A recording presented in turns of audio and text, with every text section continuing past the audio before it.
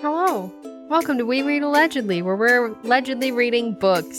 It's October. It's spooky month. So many books.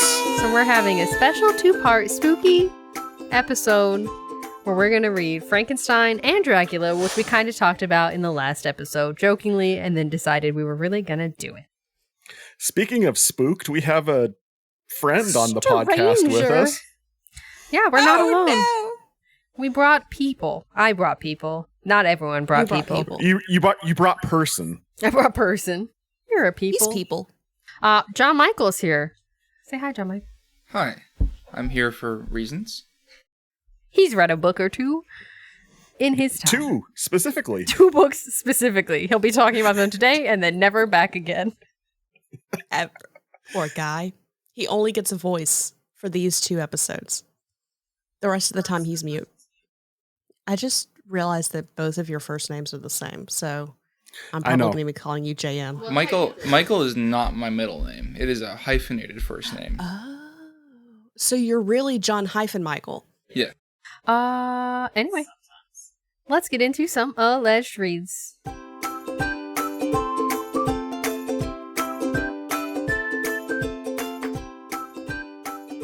John, what are you reading? I just got done reading John Dies at the End by David Wong. Yet again, we read it for this podcast, and I read it again for my own amusement. Some of us read it for this podcast. Well, you read some of it for the podcast. All of us read some of it, but Yes. some of us read all of it. That is accurate. Did you read some of it? Is this the one you were telling me about a few months ago? No, that was the one that he made me read after this one. Same author, though? Yeah. Right? Futuristic. What?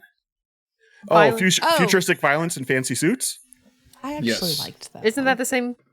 Same author, yeah. Yeah. Same Same author. author.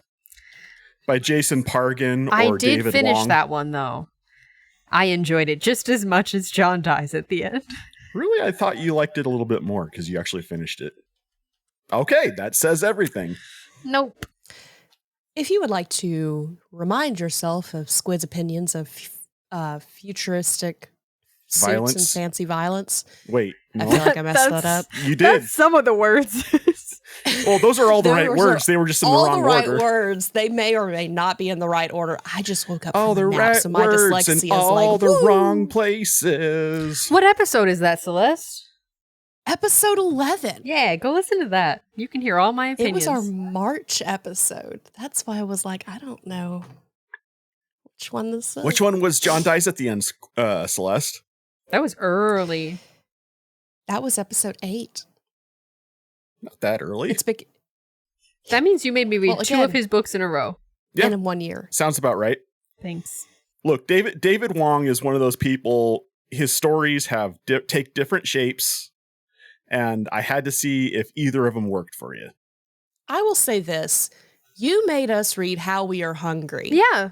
in between those books. Yes. A And palate all I cleanser. realized, that's one way to look at it. If you'd like to hear my thoughts on the book, that's episode 9. I just Okay, got now that to. we're done This plugging is not my all alleged of our other read, episodes. but I'm going to use this as my alleged read now instead of one of my books.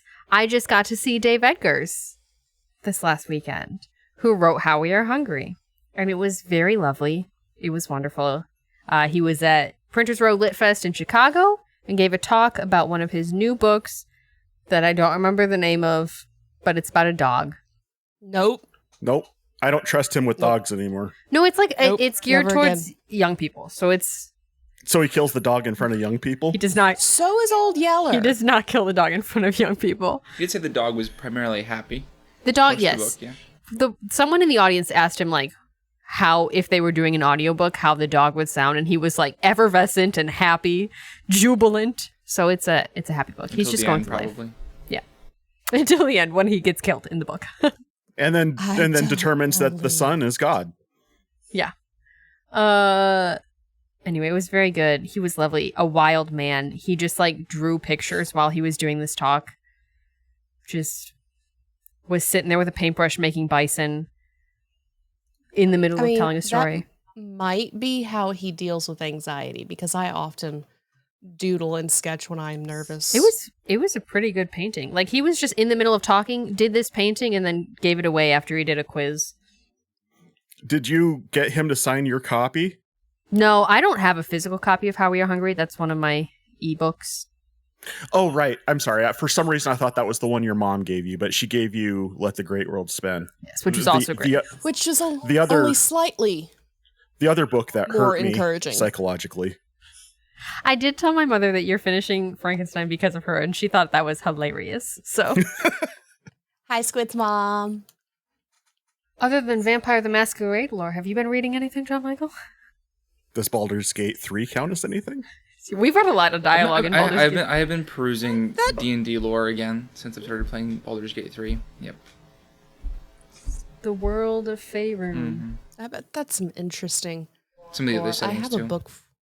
You play Derp and Derp, Jam? Yes, actually, yeah, quite a bit recently. You sounded confused for a moment. Oh, I just had been playing lots of D&D. Have recently moved to playing other systems more. But the entire years. lore of D&D is in that man's head. Not the entire lore. Most of the lore of D&D is in that man's head. So you have read R.A. Salvatore then? Yeah, I have one of those books. I know, I gave it to you. I haven't. Why gotten does that around name to sound it familiar yet. to me? Because he writes the Drizzt books. Drizzed. Does he write other things? There's Yeah, too many T's in a he wrote a lot of D&D lit back when it was owned by TSR. TSR, thank you. Yeah. Back when they were still on TSR, he wrote the Drizzt novels. He wrote the Cleric Quintet. Lots of stuff. I have to go look. I am currently looking. He has a book called The Color of Dragons, and I am now interested. Oh, he wrote the prequel trilogy, the book edition. I will not read that because I no longer read books based off of movies. I mean, not every novelization is going to be like Pacific Rim. Oh, that was so bad, though. We were just talking about that today. I'm sorry. Why would you want to go back to that memory? Because I was talking about sometimes Terrible we don't things? have spiritual takeaways because sometimes books suck. Books do suck. Out of all of the movie novelizations, why was that one selected? I was for Mechmas. Because It was themed. yeah, we were trying to take part in the Christmas theme for Geek Devotions, which ironically enough, kind of sort of both of these books fit in with the current October theme. Hey, there's a segue. Of Geek Devotions, which is SciFrights. Yeah. There's not a lot of sci-fi in either of these, but Technically, Frankenstein. Frankenstein, thank you. It is considered to be the start of modern science fiction. At the time it was written, I think it absolutely would have been considered science fiction. Yeah. We don't consider it science fiction because of what we're used to, but it was considered to like be the start of the genre. I would Back in use that. Oh, go ahead, John. I was about to say, back in 1818, this was cutting edge science that they were talking about in the beginning when he was Natural in college. philosophy. So, Thank you. Galvanism. Was not science. I would use that as a segue, except Celeste, I cut you off before you said what you were reading because we started talking about D&D. So That's okay. I'm currently reading, I apologize if I mispronounce this word because it looks like vinaigrettes, but it's not. vignette. Vignette. Yes, Villains Vignettes by Drew Hayes, Squid's favorite author. Oh yes. It is part of the Villains Code series, and it's actually is he the Fred in- series? Yes. Okay, well then I Yes. didn't hate him. He was okay. No, you didn't hate him. You found Actually, him to I be think- fluff. I actually think that you would like the Villains Code series more because it is less of a blog post style Yeah. and more of a traditional, like, I mean, the fact that it's called superhero-y. vignettes sounds like it would be the style he needs, which is short stories. Actually, the first book in the Villains Code is a beast of a book. It's Yes. audiobook wise, it's about 25 hours long. It's a beefy boy. Still not the But longest it's really- audiobook I've ever done. No. It's nothing is as long as Brandon Sanderson, but Nothing is as long as the unabridged Les Miserables. fair. That was a lot of hours. Yeah, I'm sure that was. But yeah, it's really interesting. I enjoy the world because it's in this world there is a organization of villains that keep the villains from doing things too bad. Like they'll rob the museums, they'll kill people, they'll whatever, but like there's a code of honor that they have to hold to, or the code will take them out. So it's interesting. I'm enjoying the new book. And I don't think that I don't actually think it's multiple stories, or if it is, I haven't gotten to another story. I just started it recently. Okay. All right. So, but I'm enjoying it. I also enjoy the narrator. Like, he's someone that I would probably read more of. There is a series that he does called Secondhand Curses. It's only one book. It's not a series. Think that there's more now. No, ma'am. I asked him directly. I said, "Are you going to make another book?" And he's like, "Nope, that series is dead." Oh. Much like Fred. Fred Much is like Fred. undead. It's a state of dead. It's more than it is a state of alive. So, well, I think that you would enjoy Secondhand Curses. It's kind of a cozy Yeah. series. And again, it is the short story style, Mm-hmm. but they're all interconnected. Yeah, I definitely, like, I didn't mind. Anyway, if you want to hear my thoughts about Fred, go listen to that episode, which I'm not going to look up. Because I could talk about it for a while again. But I think that was like episode 7. There were several like right in a row that were like, yeah. And now, today, we have this one. Let's talk about Frankenstein. I guess we're starting with that one.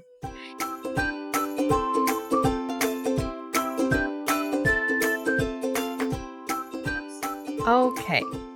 Frankenstein, for those of you that don't know, the description for Frankenstein is mostly just talking about what a classic it is. So we're going to say, the story of Victor Frankenstein's terrible creation and the havoc it caused has enthralled generations of readers and inspired countless writers of horror and suspense. That's as much as I'm going to read, because the rest of this description is more just what it has inspired. If you don't know who Frankenstein is, I don't know. Get out there. What rock have you been living under? Get out of the cave.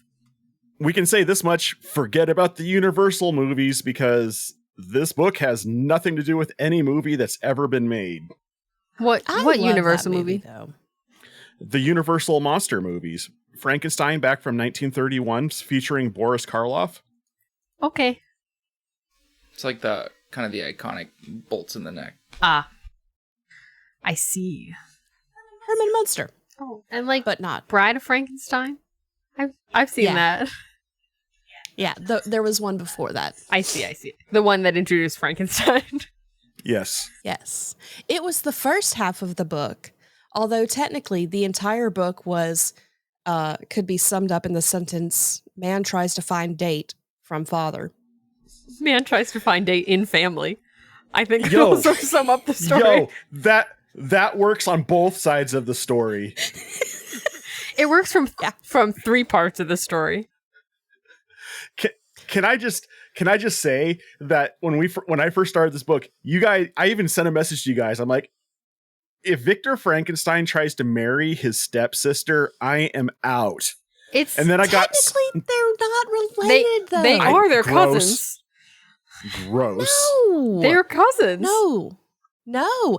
If in the story it says that mom found this kid living with somebody else, and she was like, "Okay, cool. We have money. Let's take care of the I kid still because have this is the questions. 1800s. Adoption isn't actually a thing." I mean, Apparently. for me, it was the Royal Tenenbaums all over again. babes. The Royal Tenenbaums? Yeah, What? yeah. It's a good movie. Isn't that Christmas? No. A Christmas thing? No, It's a Wes you're Anderson thinking film. of O Tannenbaum.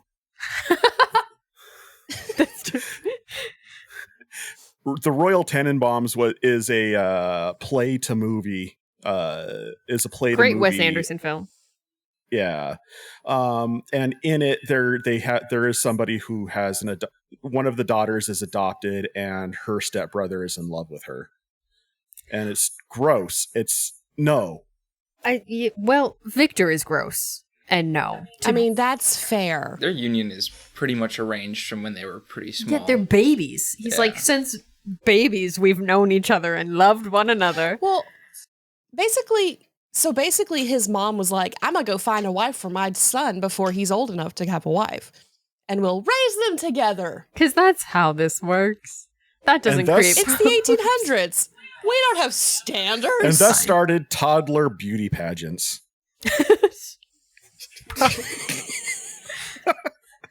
Why does that actually work?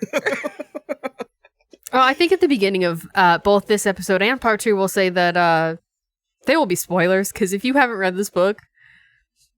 If you don't even at least know the basics. I don't It's know. like, look, this book's been out for over 200 years at this point. This book If is you don't now in know by public now- domain. You can find it online.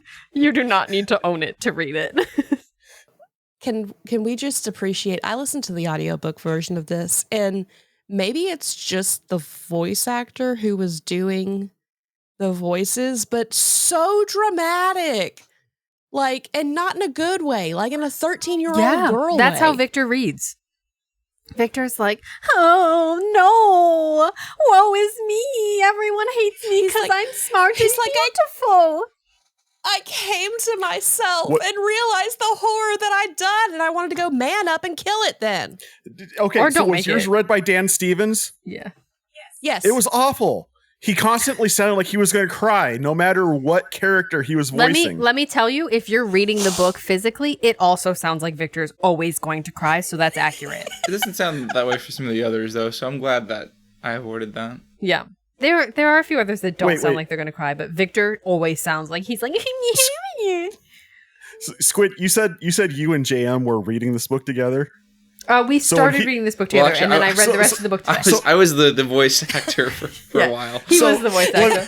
Let me ask this Hello. then: when JM was reading this aloud, did he sound like he was going to cry? No, but he hadn't gotten to the crying stages yet, and you perfectly captured the I think it was pretentious... more of the intellectual grandiosity Yeah. of Walton and Frankenstein was my... Walton was great. Frankenstein was very much like, oh, I hate him. He's pretentious. This accent you've chosen is wonderful. perfect for the character. The way it's written just kind of makes you feel like you have to. Yeah, it really does. Yeah. He's, I get that. He's so much. So, see, I like Dan Stevens as an actor. So, Is he? I Is he Draco? no. Who does he play? He plays someone that I'm thinking Oh. of. He's a blonde guy. Well, he is a blonde guy. If you are a fan of Downton Abbey, he is Matthew. And then he broke the fandom's heart by not renewing his contract and didn't understand why everyone was mad at him. And then he was Beast in Beauty and the Beast, the live That's action what I was version. thinking of. Has a beautiful singing voice. And he also played Legion in the FX show, which that's a head trip. He was I'm in told Sense I and can't watch Sensibility. it.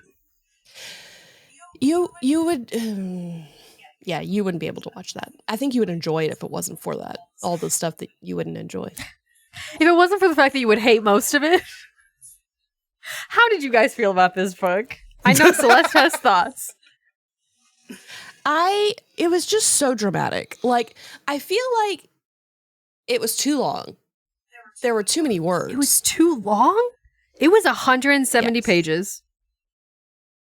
It was It felt 7 padded. hours of my life. The story. This is it. This is Frankenstein. Hours. Do you know what was too long? The book we'll be talking about in part 2. I have thoughts on that one too. Okay. I have many How thoughts about on you that. save that book for that episode, madam? I Yeah, will. yeah. I'm not telling So- you my thoughts yet. By my tone, you can't tell my what they are. I'm sure. No, not at thing- all. My thing is that it like there's just some things that didn't need to be said. It was overly that were being verbose. said. And some of it could have been the fact that this was like the 1818 edition. We're talking early 1800s. Maybe everybody just had more time and said more words because But they had the time to say more Also, words because they're boring. like, But if you think about the what? fact that this is written from first person Victor perspective, all he has is time. Because he is just an intellectual man that's sitting here that has nothing to do but think and be dramatic. fair. So, like, JM, honey, you're going to have to jump in because we just don't stop. we don't. If you wait for a So- break, if you wait for a break in the conversation, It'll you're be the not end of the going to say episode. anything. No, dude. I see. That's the break. The end. So just jump in. We will not be offended. I know you're very good at it. Mm-hmm. But yeah, it was too many words. It was too, it's so terrible. I literally wanted to smack Dracula. Not Dracula. I wanted to smack I literally- Dracula. I literally wanted to smack Frankenstein because he was so dang whiny. Yes. I also wanted to smack him. Like, and no, that gets into my spiritual speculation. I'll hold off on that. I mean, we can do that. There's a lot in this book, as we were just talking. We were talking There is a lot. a few minutes ago. Like, pretty much every page, I could probably find something to relate to something. There is. I will say, though, I feel like that the book overall, if you took out all of the dramatic and the whiny and the whatnot, is actually a better story than most of. If you took out the dramatic and whiny, it wouldn't have impact. I disagree. No. It's this. If you take the overall concept story, parse it down, rework it, it's not as because you could have done that with less words. The overall story, the overall length of the story, actually, to me, is more impactful than the majority of the Frankenstein media that's out there. I just got tired of hearing all the words. I think I'd have to brush up a bit on my history, but I'm not sure if at the time that Mary Shelley wrote it that somebody who knew how to write would have thought of any other way to articulate their emotions than very verbosely. That's fair. That is very fair. She was I mean, she was 8. Just as an aside, she was 18 when she wrote Frankenstein, which is just And That married. explains a lot. yeah. I mean, it's the 1800s. That she's probably been married since she was But 13. also that- wild how intellectual the book is. She was a child. yeah. Child. This is true, but she was, to my understanding, and I could be wrong about this, but to my understanding, she was like super into science as well, which is the reason why this is the way it was.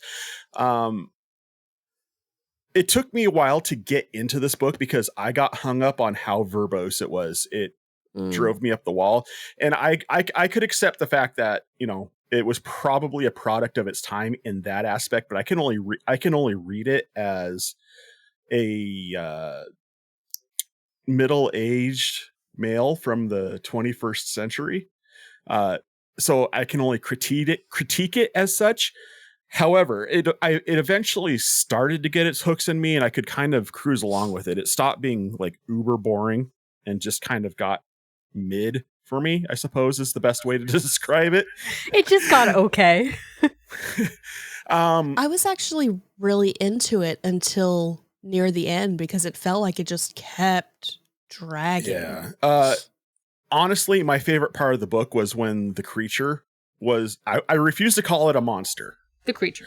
It's not. Frankenstein's the monster. Yes. But when the creature was telling its story, Mm-hmm. his story, Mhm. yes, his story. When the creature was telling his story, that was my So favorite part of good. the book. That I felt like that flowed a bit better. The Mhm. pacing of that picked up, and that's kind of what kept me hanging on until I Idiot think- Victor got back on the mic. Like, Yeah. personally for me, that shows like how good she was at writing and crafting the story personally, because when you're reading the creature's story like you said, it cruises more and it flows more because he is more articulate and thoughtful than Victor is. Whereas Victor is like, I'm going to use all these words to say these things that I'm feeling and thinking, but It's almost like when you have someone who is really shallow, but they're trying to not be really shallow. And so they use all these big words. And Victor's a genius. Like he's a smart man. Cover. Yeah.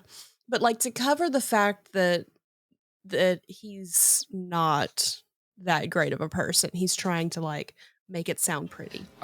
Yes, the creature is way, way more empathetic than Victor is. And I think that's why he's naturally a better storyteller.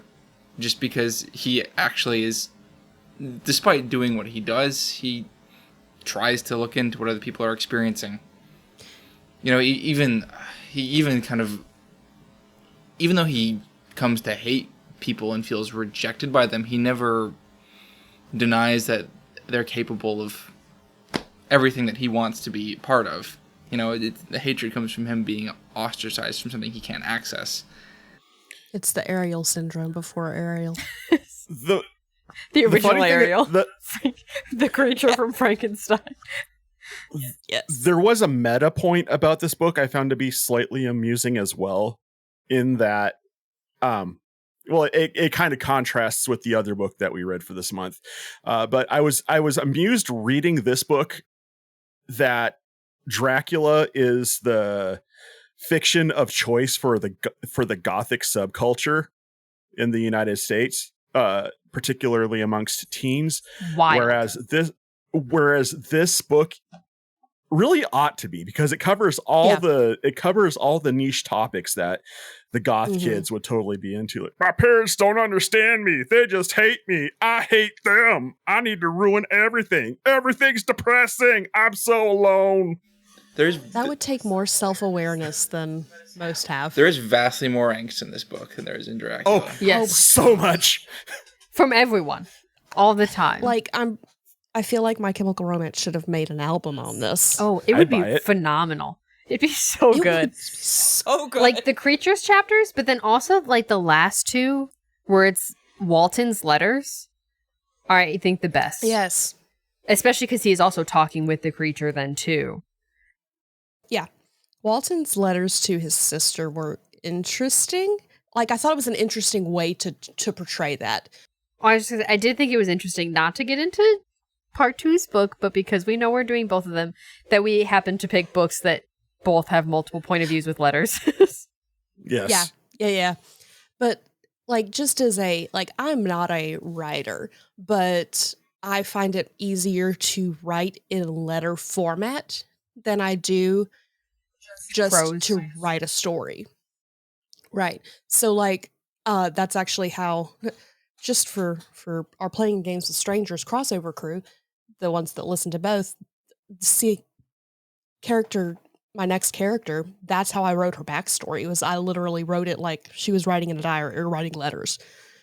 And that's how I came up with all the ideas. Because getting into the character's head and writing is easier to me than going, this is a story, point A and B. Mm-hmm. I feel like both of these episodes are going to be slightly shorter because all of what I want to say kind of ties into each other. So, yeah, but that's I don't know. I liked this book a lot. I'm glad you liked it. I will say that I am glad that we read Francis Art in the Bible, baby. Schaefer. Yeah. I keep wanting to say Schroeder, and I know that's wrong.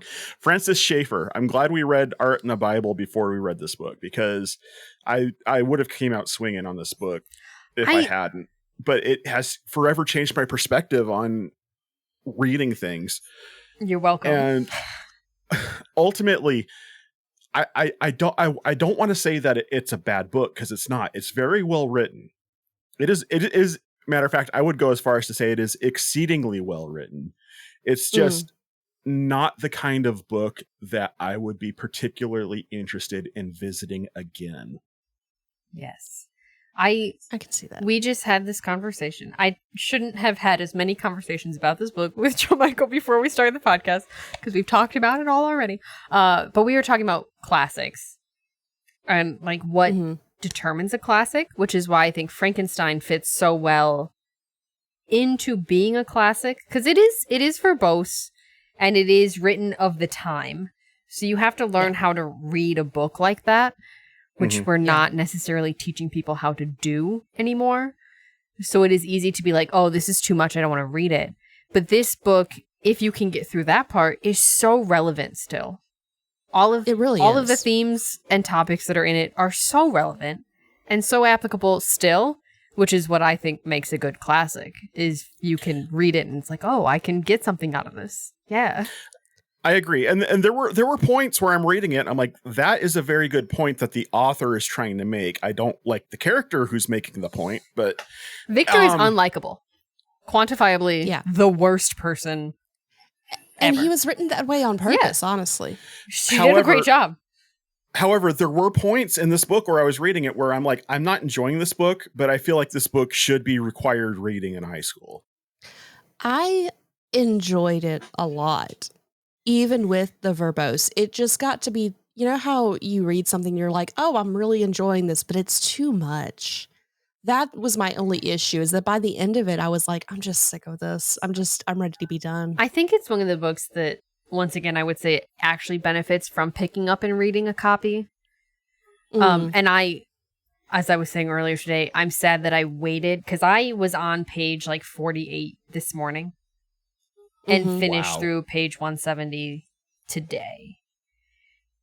And it was, I mean, it's a fast read. I got through it that fast, but I wish that I had had more time to like read a portion, sit down, think about that portion. Think about it. Yeah. Oh, there are definitely just moments where you kind of like, you'll see a bunch of words in a sentence used to, and you'll read them quickly and just be like, okay, she's saying that this person is feeling this way.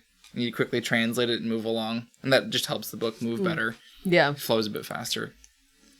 That might have benefited not being an audiobook for me. Yeah. But again, I legitimately got this book before we decided to do this, because I went, oh, Dan Stevens was the narrator, and grabbed it because Legion. It might be a different reading it. I do know that this is our friend Ben Avery's favorite book. And I will say, is it Ben's favorite? If you, it is. I know you probably don't want to read it again right away, Celeste, but it is a small book, 170 pages. So next time, if you want to pick it up, read it physically and take time with it. Yeah. And I think that will benefit the story a lot. Honestly, I probably will, if nothing else, because I know that like Dallas and I, ever since we read The Enchanted Hour, Dallas and I read, and I read to him specifically. It's taking us a long time because, you know, sometimes when we have time to read, we don't have energy. And this is... I just don't have a voice. As we learned, this takes a lot of mental energy to read. Yeah. Boy, does so, it. like, we've been reading the Graveyard Book for almost a year. So eventually we probably will read this, because I don't think he's ever read it. I think it would Maybe benefit both of you know. in that method, for sure. Yeah. Yeah. I mean, if I'm honest, I don't plan on revisiting this book again. I mean, like, if we were gonna give it a rating like we do on the bottom shelf, I'd probably put this on the bottom. Like, I didn't enjoy it. I don't want to go back to it, but I'm not going to try to keep anybody else from reading it. In fact, I would almost encourage most people to read it once, because of some of the ideas it's trying to promote, as my mic stand keeps trying to go lower on me. So, but I don't want to go back to it. The pacing of it is just off for me. And half the time I'm just trying to I'm thinking of things I'd rather be doing than listening to it in particular. Yeah. I enjoyed it. Like I said, it got to be too much. So I also think I could have benefited more from just being able to stop and not, because this is partially my own fault, because I didn't start either of these books that we're going to be talking about this month until the last minute, because I am a mood reader. Mm-hmm. And so it is too dang hot to be spooky right now. Well, it depends. It was 90 degrees today. I was sweating. I don't want like fall spooky vibes. I would when submit it's that Frankenstein hot. is not fall spooky vibes. But because I'd never read that, the only concept of Frankenstein that I had was the horror movies, the classic Universal, so I thought that that's what I was in for. This book is pretty top shelf for me. Granted, my shelf's a little smaller than probably most people's, but I first ran into this book actually when I was really small, too small to grasp it entirely. But I remember at the time just being into monsters because that's sort of how your brain runs at that phase. Your of life. brain Yeah. works. That's how my brain was working, and I kind of expected something, just another monster to sort of be interested in. And while I didn't understand the book entirely, it was something different. And I do think that it changed the way I kind of approached reading and understanding stories going forward. So I go back to this book every few years. This is a comfort read for me. JM has instantly fascinated me by grabbing onto my rating system without a background for it. No background. I need to ask you now, JM. What are the authors that you do read? Like what's the book that grabs you by? Well, I can't use that allegory. That grabs you, But we by understand. the nose. So she is dangling Cormac McCarthy in front of me aggressively, and I have a feeling that will grab me pretty heavily. I read No Country for Old Men a while ago, and I enjoyed that. Do you book a hate lot. life? Yeah, mostly. Do you enjoy hating life? No, sometimes maybe I do. If that makes you uncomfortable, you're in for a wild ride. No, it's more just. That's an interesting question. I actually don't have a clear answer. Maybe that's an interesting way to think about those books, though. I'm looking at her, also amused for that question. Because you know where that comes from. Because I love Cormac McCarthy a lot. Who's Cormac McCarthy? He wrote The a lot of Road. depressing I really like books. The Road. Yeah. Life is short, life is bleak, and we all die alone. That type of a book. So not my style No. at all. It is why I will never Gotcha. make you guys read Cormac McCarthy, but I do think people should. Very good. Very good author, but very bleak stories for sure. Do you hate life? Do you think life is worth living? And suddenly this has turned into a counseling session. I mean, to be fair, Frankenstein kind of is. It is. I mean, yeah. Do you It hate is. being alive? Because the creature did. He did. But I read it more as a just probing the concept of lonely. From the monster's perspective, it was a probe into the concept of loneliness and the extent that people will go to escape it. That's not what I read. It's very different. Yeah. I mean, well, that's the reason why reading is subjective. People get It's different so points good. out of it. Like from Frankenstein's perspective, like the point I got from him was the dangers of being overly ambitious, as well as not taking responsibility for the things that you create in life. That's what I got from Victor for sure. That is not what I got from the creature. I don't find the creature to be completely faultless in this book. Oh, he's not. I want to put that No. out there. Like I put a lot of I hate Victor Frankenstein in my thoughts on this because I do. Rightfully so. He is a trash man. However, I do find I think the biggest victim in this book Is was Elizabeth. the creature. Oh yeah, Elizabeth. The people the But creature kills. of the William. main. But I find the creature to be one of the biggest victims in this book. However, just because he was so wronged by Victor, I don't necessarily think that gives him the right to take the paths that he did, for a lack of better words. There's a better way of saying it, but right now The choices he made are not justified. Yes, thank someone you. was dead. Justified. He is Yes, not I got justified you. in his actions. Thank you. At the same time, he'd never been told otherwise. Well, that's a Because dangerous. Frankenstein That's is a a trash dangerous line parent. of thought, Celeste. Mm. It is. And I'll admit, just because you have never been taught something does not make it right. Right. I think but that's at why the same time, it makes there is a level of understanding or grace. There's a level of grace we should give to him because he just didn't know. I think that's what makes the end 2 chapters so compelling. Because when he's talking to Walton, it's very clear that he's like, yeah, I know that I did bad things, but I was justified. Wasn't I? Because this man was horrible to me and didn't teach me these things? I don't know if he even goes so far to say that he's justified at the end, though. Yeah, well, he doesn't quite go so far. He openly says that his actions have ruined himself and that he needs to die for them. What? Because then he goes off into Siberia and kills himself. But that was at the end of the book. I mean, even earlier on. He says similar things earlier, too. Mm-hmm. But he continues to do them. Yes. Mm-hmm. Again, it doesn't, absolve him of his choices. It explains them. It does not excuse them. I don't know if he feels justified so much as he feels fated. Yes. To his... I think that's a good way to put it. To the way he goes through his life.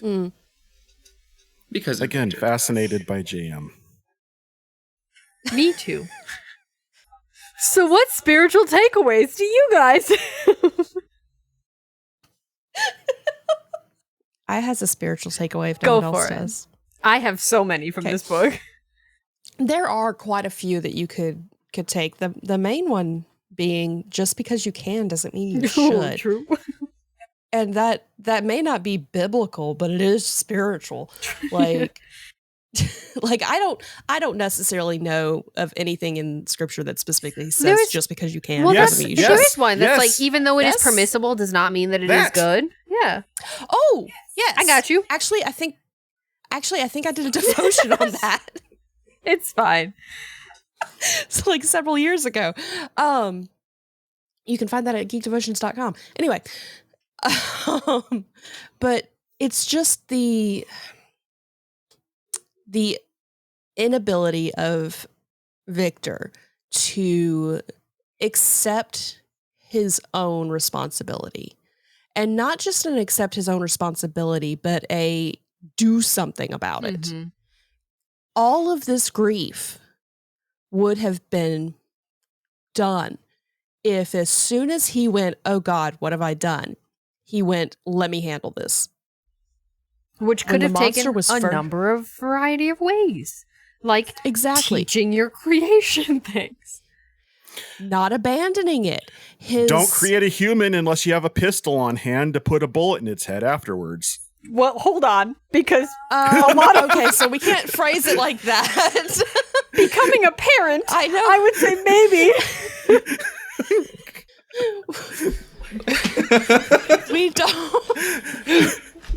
I just can't with that one. That gives the delivery room a different vibe. Let me tell you. I'd like to recommend the movie, the short story, The Dispatcher. Just for that one's good. That's a good story. But anyway, no, you can't. All babies look like aliens or potatoes. You can't take that stance. But if you are going to make an amalgamation of humans and give it sentience, you can't just leave it. Like, you have to take responsibility for the things you do.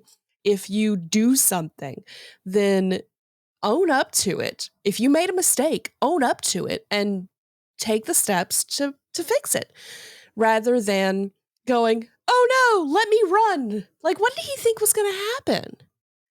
What did he think it was just going to go, oh, well, my creators left me. Let me just lay here and die. Like, that's not, problems don't fix themselves. You have to do something to fix it. And so this was and we see this repetitively of him running away instead of being a man and doing what needed to be done. Wait. Like, man up, woman up. This story is an allegory for deadbeat dads. It just hit me. Yeah. And maybe that's why I'm so passionate about it. Celeste says, I understand. Just kidding. My dad is amazing. Well, but he also adopted me. So well, I mean, that's different. Do you have one? Mm-hmm. I'm just do it. Combining it with what Celeste has just said because it's made me think about some other things. Do it. Do it. Go with it and run. You go first. I'm still thinking. Do it. Put your thoughts out there. Welcome to podcasting. Okay, well, in some ways, and this is We definitely can not edit her. it. I don't think this is really her intent, but we were talking about this beforehand, and it's hard for me not to look at this as kind of a perversion of the creation story in some sense. Yeah. I think like the fact that Victor refers to his creation as the creature the entire time, and she never gives it a name. It's just Frankenstein's monster, and it's pretty much the creature. One of the first things that happens in the creation story is that Adam is given a name and is tasked with naming creation. The creature remains nameless throughout the entire story. And he mentions several times that he's kept apart and kept separate from everything else. He even says, he talks about Paradise Lost and even says that even Satan has devils to support him. I'd be fine with that. In fact, I think that is what I am, basically. And Frankenstein starts calling him a demon, eventually, too.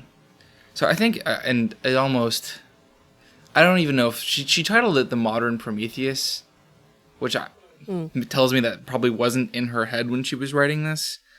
But at the same time, it is kind of this, like, horror story of this irresponsible, self-centered god that creates something that is very sentient and alive, and is happy with the accomplishment and doesn't want to deal with anything else that comes after it. You know, he never really, he laments the creature itself, but not the fact that he did what he wanted to do, which was say he controlled or created life. Mm-hmm. And I don't think at any point he really expresses regret all the way to the point where he wishes he couldn't have done that. He just wishes the creature wasn't He there. just wishes the creature didn't exist, yeah. Which kind of does go back to he's still not accepting responsibility. Yeah, it is actually kind of, I mean, in some ways it almost feels grounded that he responds just by not actually developing any response, because sometimes what people do, they flee. They run away from problems. But, you know, when he destroys the prospective companion, you know, he just, well, he does freak out about it. He ultimately throws his hands up and goes, oh, well, something will happen eventually.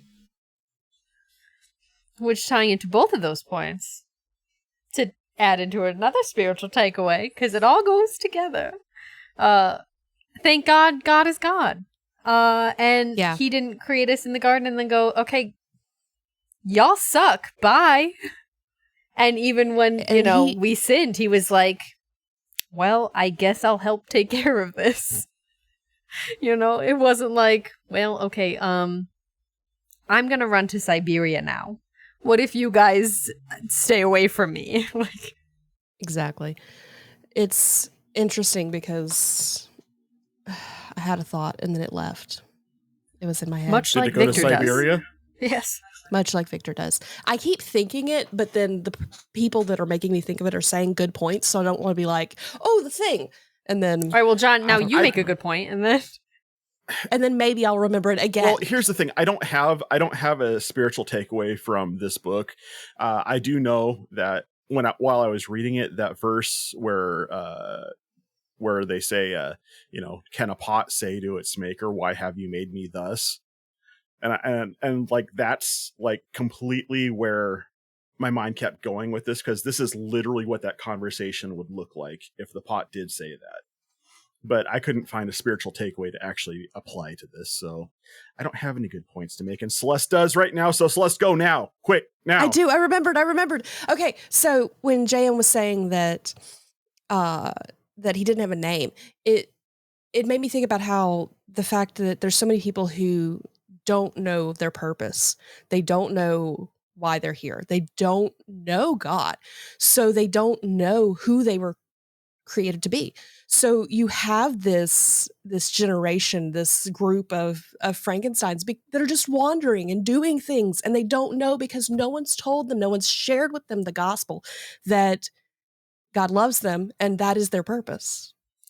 I have a point to go with this. Yes, because we also talked about this, which is to say, when God created us, he created us with purpose. And if like me, you are a good Presbyterian girl, you know man's chief end, which is to glorify God and enjoy him forever. So we are created with this purpose, and we all know this, which is why I think a lot of people that don't embrace that do feel lost, because they're not living to that purpose. The creature was not created by Frankenstein with a purpose, aside from Victor validating himself. So, like, the idea of actually living fully without any purpose whatsoever is terrible. It's horrible. Wait, there's a parallel there, because we were created to bring God glory, right? Mm-hmm. But The creature was created to bring Frankenstein glory. But Huh? God didn't desert us, even when No, we don't no. bring him glory. So I'm just saying, there's a minor parallel. I also commented about this when I was like, Victor did it because he's egotistical. And people could say, but God made you to worship him. Isn't that egotistical? Can also be very thankful But he didn't look upon what he had made and said, this is repulsive. Yeah. Ew, you guys are ugly. And like, there's also the whole thing of God didn't abandon us. There's many times where God could have gone, nope, we're scrapping it. Scorched earth. over. Literally. There's a couple times in the Old Testament where he starts to go that direction, but there's someone to intercede. But even when he does, he still makes a way for the people who are faithful. And then ultimately, he made a way for anybody to choose him. Right now, Mary Shelley's rolling in her grave because of this conversation. I doubt that. There was a lot of that mentality in this book. This woman brought Paradise Lost into it and mentioned Adam and Eve and demons and creation. Again, product of its time. To my understanding, Mary Shelley was agnostic at best. I didn't know her, so never saw the fruits. I'm just saying based off of the biographical information that I've read about her. Yeah. However, that's neither here nor there. However, as Francis Schaeffer says, even the non-Christian can make art that promotes the message of God's creation. Oh, I don't disagree. I don't disagree in the slightest on that. In which case, she's not rolling in her grave. She's going, oh yeah, I did do that. What a shame. I didn't realize it sooner. My bad. Oops. So. Anyway, that's been Frankenstein. Okay. Hope everyone had a good time. I think we're good on Frankenstein. We'll see you guys soon. Not next month. This month for part 2 where we talk about Dracula. I can't stop it, Celeste. Once again. Oh, God. I was like, why is it still going? So long and thanks for all the fish.